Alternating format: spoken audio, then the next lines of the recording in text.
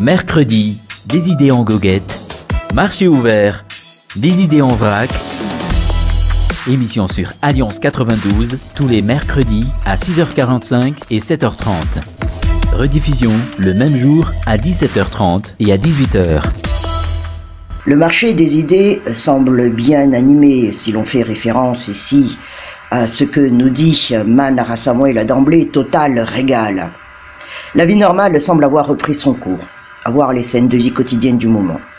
Et c'est reparti pour les joies des embouteillages, les petits plaisirs de la pollution pendant pratiquement toute la semaine, les attroupements monstres dans le centre-ville, les marchés, les confins des quartiers où les uns se collent allègrement aux autres, et puis les routes nationales qui renouent avec les décès.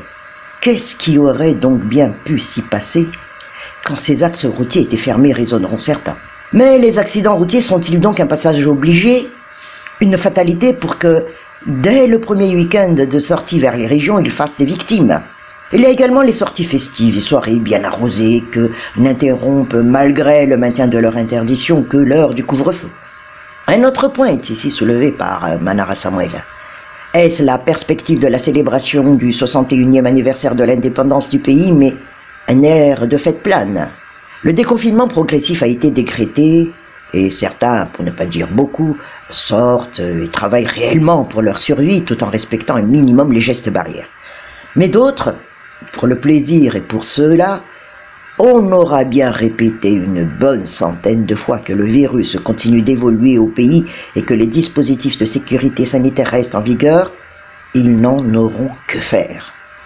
Tout le monde souhaiterait forcément garder un optimisme à toute épreuve, mais difficile de ne pas penser au spectre du Covid qui plane encore et toujours, avec des nouveaux cas recensés quotidiennement et surtout un nombre encore conséquent de patients souffrant de formes graves. Quoi qu'il en soit, nous dit Manara Samuel, cette menace permanente aura sans doute eu moins le mérite de réveiller le réflexe vaccinal parmi une bonne partie de la population.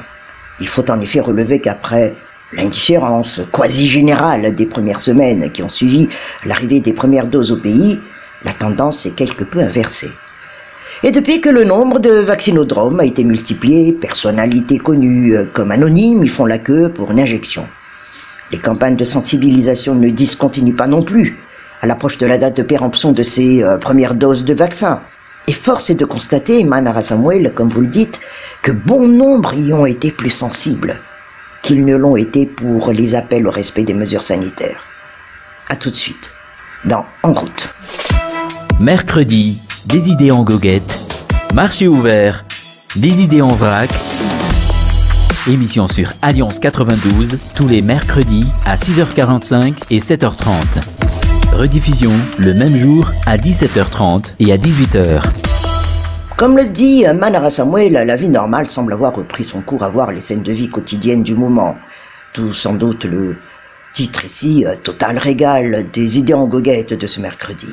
Mis à part donc la vie qui reprend son cours avec les embouteillages, la pollution, et puis également l'ouverture des routes nationales qui renouent avec les décès, nous fait part Manara Samuel. Il y a également les sorties festives et soirées bien arrosées que n'interrompent, malgré le maintien de leur interdiction, que l'heure du couvre-feu. Mais parlons aussi du vaccin en soi. Tout le monde souhaiterait forcément garder un optimisme à toute épreuve, mais difficile de ne pas penser au spectre du Covid qui plane encore et toujours, avec des nouveaux cas recensés quotidiennement et surtout un nombre encore conséquent de patients souffrant de formes graves. Mais quoi qu'il en soit, cette menace permanente aura sans doute eu moins le mérite de réveiller le réflexe vaccinal, voilà le sujet parmi une bonne partie de la population. Il faut en effet relever qu'après l'indifférence quasi générale des premières semaines qui ont suivi l'arrivée des premières doses au pays, la tendance est quelque peu inversée. Et depuis que le nombre de vaccinodromes a été multiplié, personnalités connues comme anonymes y font la queue pour une injection. Et les campagnes de sensibilisation ne discontinuent pas non plus à l'approche de la date de péremption de ces premières doses de vaccins. Et force est de constater que bon nombre y ont été plus sensibles qu'ils ne l'ont été pour les appels au respect des mesures sanitaires. Autre sujet ici vu sur les étals à travers donc les idées en goguette, parlons du Velleran où aucune véritable corrélation n'a finalement été établie entre la saison hivernale et la flambée des nouveaux cas de Covid, mais il s'avère d'une manière générale, que les systèmes immunitaires sont quelque peu en berne en cette période, raison pour laquelle celle-ci est propice aux rhumes, grippe et tout. Reste ainsi à espérer que le coronavirus ne connaisse pas de nouveaux rebonds épidémiques. De surcroît, quand, à l'image d'une population qui semble vouloir définitivement passer à autre chose, jusqu'à faire comme si le virus n'était plus là, même les autorités réagissent aussi a priori de la même manière. Mais seulement en apparence, puisqu'aux grandes dents des détracteurs et de l'opposition qui auraient sans doute plus intérêt à régler ses propres problèmes de leadership, elles demeurent saisies de la question sanitaire. Alors quand, pour mieux critiquer et asseoir leurs arguments, cette partie de l'opinion publique ne retient que les inaugurations de stades, l'autre frange souligne que ce ne sont en aucun cas les seules infrastructures mises en place ces dernières semaines, tout en rappelant que des CSB, écoles ou encore des structures destinées à la lutte contre l'insécurité ont vu le jour. De toute manière, ici, dit Manara Samuel, quand l'alerte est passée, on a vite oublié que les installations sportives ont été plus que salvatrices tout au long des 2 vagues de Covid qu'a essuyé le pays lorsqu'elles sont devenues des centres d'accueil et de traitement des malades.